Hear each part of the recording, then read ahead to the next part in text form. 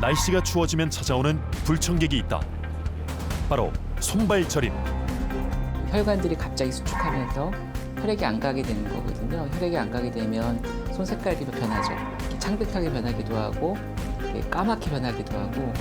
몸에서 이제 피부를 통한 감각, 신호들이 몸으로 전달되는 과정에서 장애가 일어나는 겁니다. 당뇨 환자의 70%에게서 나타나는 손발저림은 우리 몸의 전깃줄 역할을 하는 말초신경의 손상에서 비롯됐다.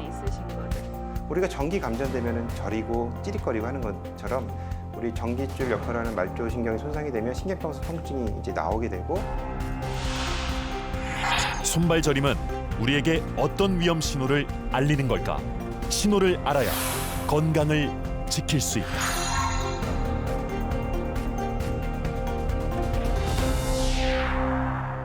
오금이 저리다. 무릎의 뒤쪽 구부러지는 부분이 저릿저릿한 느낌을 말합니다. 그런데 겨울만 되면 손발이 저리다는 분들이 많습니다. 도대체 왜 그런 걸까요? 그저 일시적으로 나타나는 단순한 증상인지 아니면 심각한 질병의 전조 증상인지 알고 있어야 위험을 피할 수 있습니다.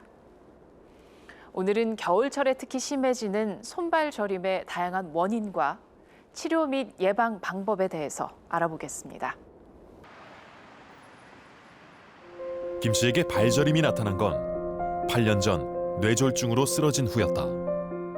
뇌로 전달이 돼야 되는데 그 전달되는 길목에 조그맣게 뇌경색이 생기셨고 이 혈관에서 심장에서 뇌까지 이렇게 혈관이 올라가는데 이 부분에 여기서 나오는 작은 혈관 한 가지가 막히면서 그쪽 부위에 산소 영양분이 공급되지 못해서 생기는 급성 뇌경색. 씨의 경우 감각을 뇌로 전달하는 연수의 뇌경색이 오면서 감각을 이해하고 해석하는 부분인 시상에 장애가 생겼고 감각 이상을 느끼게 된 것이다.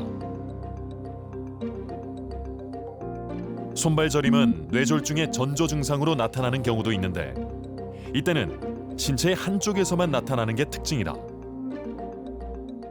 양쪽 팔다리 말단이 저리는 거면은 말초신경의 가능성이 훨씬 더 높고요.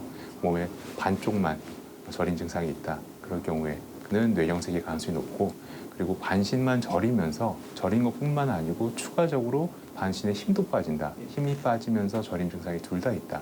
또는 말이 어눌해지면서 반쪽으로 저림 증상이 있다. 그런 경우에는 더 뇌경색을 시사할 수가 있습니다. 초기 발견이 무엇보다 중요한 뇌졸중. 증상 확인을 위해 꾸준히 자기 테스트를 하며 관찰하는 것도 좋다. 입하고 웃을 때 얼굴 마비가 있는지, 두 손을 뻗어 한쪽 팔이 힘없이 떨어지는지, 대화할 때 발음과 내용 전달이 잘 되는지 확인해야 한다. 저림 증상으로는 잘 병을 오시지 않으세요. 그게 어떻게 보면은 치료의 골든타임 놓칠 수도 있는 문제이긴 합니다. 근데 감각에 대해서는 모든 사람들이 사시면서 안 저리거나 그런 사람은 없습니다. 특히 오늘같이 추운 날은 정말 이제 손발 당연히 시리고 저린 게 맞는데 감각 증상이 몸의 반쪽으로만 나타난다. 편측으로 한쪽으로만 나타나는 증상이 있으시면 진료를 받아보시는 게 좋습니다. 저림 증상을 심각하게 받아들여야 하는 사람들도 있다. 레이노 현상은 찬 물이나 찬 공기에 손이 노출되면 그 혈관들이 갑자기 수축하면서 혈액이 안 가게 되는 거거든요. 혈액이 안 가게 되면 손 색깔이 변하죠. 이렇게 창백하게 변하기도 하고, 이렇게 까맣게 변하기도 하고, 파랗게 되기도 하는데 그런 이 혈액 순환의 이제 급격한 변화에 따른 환자의 불편감들이 많이 생길 수가 있습니다. 그래서 어떤 분들은 손 시리기다고 하고, 어떤 분들은 손이 저리기다고 표현을 하고요. 레이노 현상은 혈관이 갑자기 수축하며 손발이 차가워지고 창백하게 변하다가 저림과 통증까지 생기는 증상이다. 정상인의 손톱주름 현미경 사진이다. 레이노 증상이 시작되면 모세혈관들의 일부 출혈로 시작해 혈관 구조가 해체되고 후기에는 모세혈관이 심각하게 손실돼 구조가 거의 나타나지 않는다. 여기가 막히잖아요. 그러면 여기는 여기로 올라가는 혈관 여기가 막히기 때문에 더 이상 딴 데서 공급을 받기가 어렵습니다. 그래서 이렇게 대체로 혈관을 공급받을 수 있는 곳이 있는 것과 없는 것 너무 다른데 손가락이나 발가락 또는 코끝이나 귀 같은 데가 대체 혈관 공급처가 없기 때문에 그런 혈관 레이노 현상이 나타날 수 있는 어떻게 보면 최적의 조건을 갖고 계신 곳들이라고 볼 수 있고요. 레이노 현상은 루푸스, 경피증, 다발성 근염 등 여러 가지 류마티스 질환의 증상이 복합적으로 나타나는 사람에게서 가장 흔히 생기는 질환이다. 혼합교원성 환자들은 굉장히 흔치 않습니다. 그래서 국가에서 희귀 난치 질환으로 등록을 하고 관리하는 질환들이거든요. 그래서 그런 질환이 있으면서 레이노 현상 있는 분들은 워낙 이 질환군 자체, 이런 환자 풀이 작기 때문에 우리가 흔하게 만나기는 어렵습니다. 하지만 어떤 자가면역 질환을 앓고 있는 환자들한테서 나타나는 레이노 현상들은 반드시 한번 2차성 레이노가 아닌가를 한번 고려해 봐야 될 거라고 생각합니다. 씨는 수술을 결정했다. 통증을 유발하는 요추 3번과 4번, 4번과 5번 사이 추간판을 제거한 뒤에 뼈를 이식해 고정하는 후방 요추 고정 수술이다. 우리 몸을 지탱하는 척추, 그 중에서도 요추는 척추관 협착증이 가장 많이 발생하는 곳이다. 추간판이 퇴화하면 신경이 지나가는 통로가 좁아지고 눌리게 되는데 요추 뒤를 지나는 신경은 다리 운동과 관련된 기능을 담당하고 있어 저림 증상이 나타나는 것이다. 후방 요추 고정술은 등 중앙에 10cm 정도를 절개하고 견인기를 이용해 좁아진 척추뼈의 공간을 확보한 후에 추간판에 접근할 수 있도록 뼈를 갈아낸다.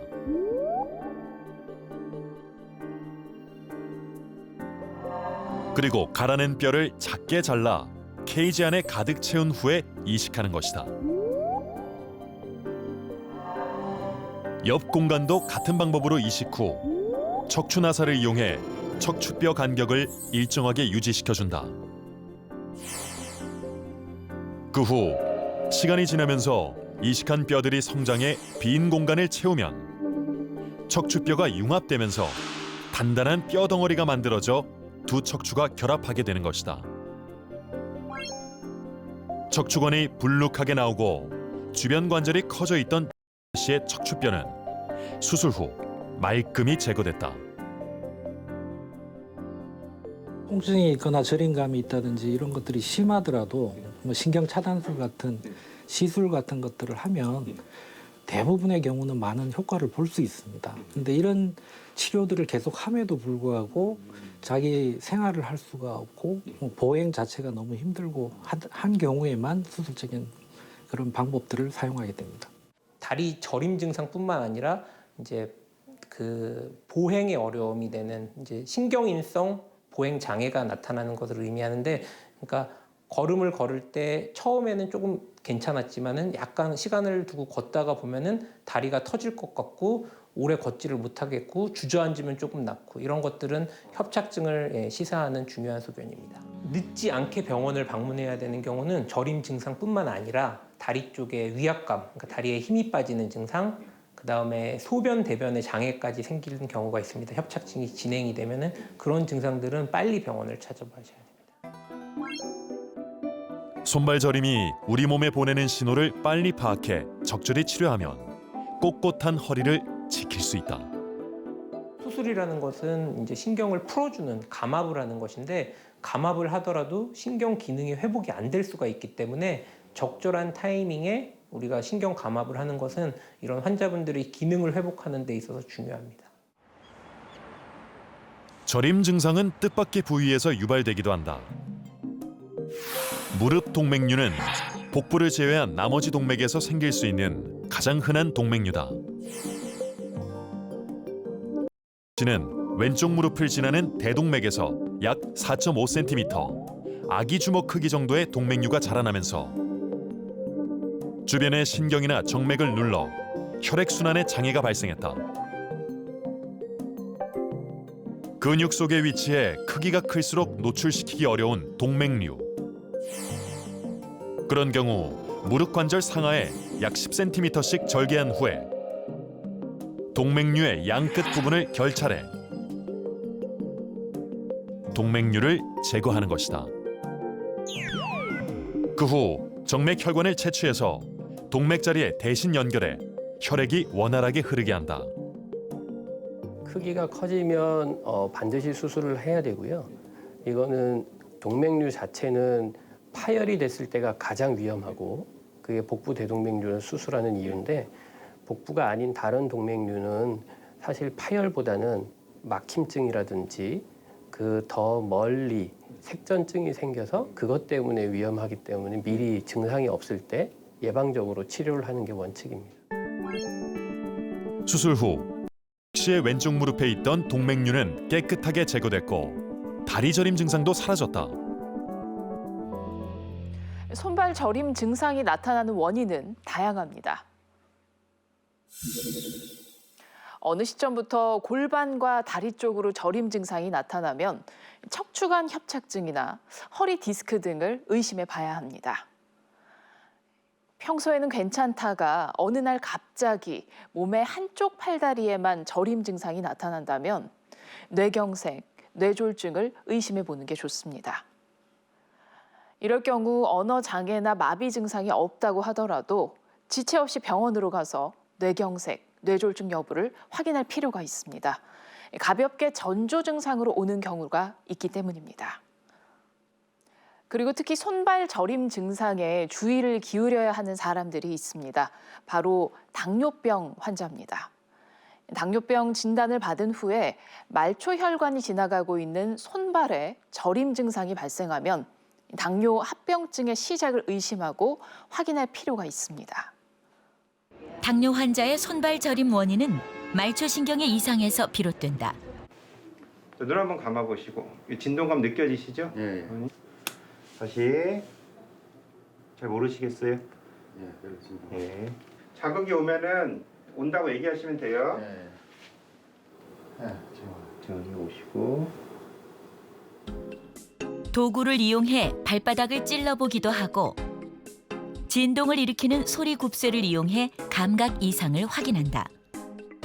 말초신경도 혈액의 공급을 받아야 되거든요. 그래서 신경 주변에는 늘 혈관이 같이 다니는데 당뇨로 인해서 혈관이 막히게 되고 혈액순환에 장애가 생기면 신경도 혈액 공급을 못 받아서 허혈 변화가 생기게 되고요. 그럼 신경도 서서히 망가지게 되죠. 그래서 신경이 망가지게 되고 그러면은 운동신경, 감각신경, 자율신경에 이상이 생기면서 증상이 나올 수가 있습니다. 당뇨병 합병증으로는 망막증, 콩팥 질환 등이 있는데 말초신경병증은 당뇨병 환자의 70% 이상이 경험하는 흔한 합병증이다. 당뇨병성 말초신경병은 저리고 화끈거리기도 하지만 감각이 떨어져 다쳐도 잘 알지 못하는 경우가 많다. 실제로 그런 자극이 없는데도 불구하고 전깃줄이 손상되다 보니까 잘못된 정보가 자꾸 뇌로 전달이 되는 것입니다. 예. 그래서 그 반대로는 또 오히려 이 정보를 전달하는 말초신경이 손상이 되기 때문에 실제로 느껴야 될 감각을 또 못 느끼거든요. 감각 저하와 이상감각, 신경병성 통증이 동반돼서 나오는 게 이 말초신경병의 특징입니다.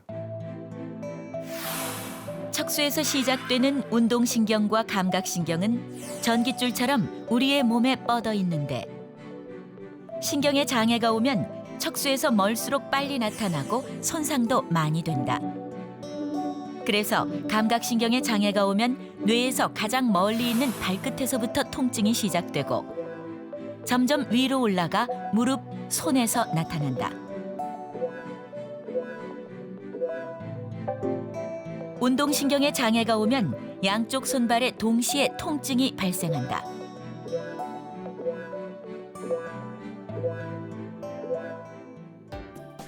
저명한 의학학술지 뉴 잉글랜드 의학저널에 따르면 당뇨병성 신경병증이 나타난 그룹의 특징은 당뇨병을 알았던 기간이 14년 이상, 당화혈색소가 8% 이상이었다. 그 외에 흡연을 오래 했고 고혈압, 단백뇨, 망막병증이 생겼을 때 말초신경병증이 발생할 가능성이 높은 것으로 나타났다. 당뇨병성 다발성 말초신경병 같은 경우는 비가역적이라고 합니다. 한 번 발생이 되면 회복이 안 되거든요. 예, 회복이 안 되기 때문에 일단은 발생 자체를 최대한 늦추는 게 좋고요. 발생이 되더라도 진행을 최대한 늦춰서 환자분들의 삶의 질을 지켜주는 게 좋기 때문에 조기 발견이 중요하고요. 그러기 위해서는 적극적인 선별 검사가 필요합니다. 당뇨 환자의 혈액 속에는 필요 이상 쌓이거나 사용되지 못한 당들이 존재하는데 당이 단백질을 만나면 단백질이 당분화되면서 당독성을 가진 물질로 변하는데 이것을 후기 당화 생성물 AGE라고 한다. 후기 당화 생성물은 RAGE라는 수용체를 통해 세포의 산화 스트레스 체계를 활성화시킨다. 산화 스트레스는 인체 세포를 손상시켜 노화를 유발하고 산소를 수산화물 이온이라는 해로운 요소로 전환시켜 세포는 노화되고 염증 반응은 더 활성화된다. 뿐만 아니라 혈액 속을 떠돌던 후기 당화 생성물이 신경세포 수용체와 결합하면 신경세포의 염증과 섬유화를 유발해 당뇨병 환자들에게 손발저림 같은 신경기능 장애가 생긴다. 당 독성이라고 우리가 얘기를 하는데 그런 것들이 이제 신경에 이제 쌓이게 되면 뭐 신경합병증이 생기는 거고요. 그런 것들이 이제 혈관에 쌓여서 다른 혈관의 합병증이 생기면서 장기에 문제가 생기면 각 장기별로 당뇨병성 합병증이 생기는 거죠. 그러니까 당뇨병성 합병증의 이제 가장 어떻게 보면은 최종 어떤 주범은 당 독성이라는 것이라고 할 수가 있는데 우리 몸속에 원래 있지 않았던 단백질이 변종이 돼가지고 우리 몸에 해악을 끼치니까 이런 쓰레기 같은 또 어떻게 보면 나쁜 이런 단백질이 바로 이 최종 당화 생성물이라고 할 수 있는데 이런 것들이 그러면 계속 나한테 남아 있느냐? 그렇지는 않다는 데 희망이 있는 겁니다. 수신료의 가치를 실현합니다. 여러분의 KBS